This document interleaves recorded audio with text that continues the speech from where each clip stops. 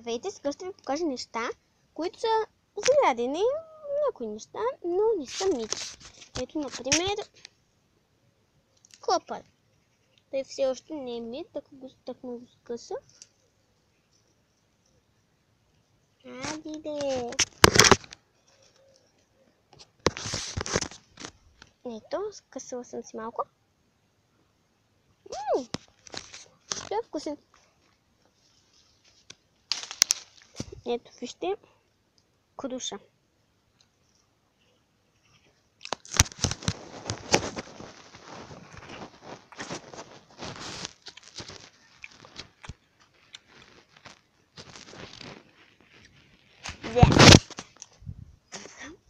Изобщо не е вкусна. Отвратително е. И това да ви е за урок. Никога да не ядете неща, които не са озрели. Защото това изобщо не е вкусно. Ако не ми вярвайте, гледайте абсолютно всеки един клип в YouTube. Да видим какво друго има.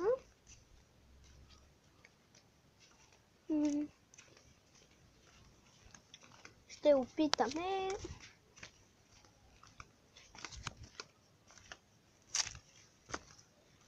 с листо от ягода. И така не ми вярват, ще взема истинско листо. Гледайте. Който е видял.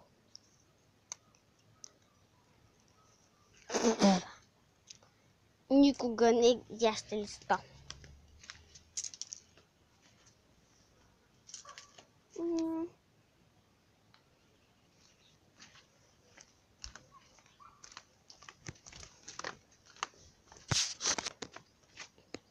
Сейчас видим, има ли сливи да си вкусам една?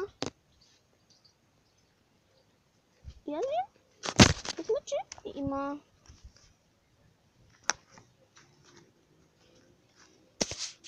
Но как ще мина отзад, за да ги взема? Ето как. Тази е отвратителна.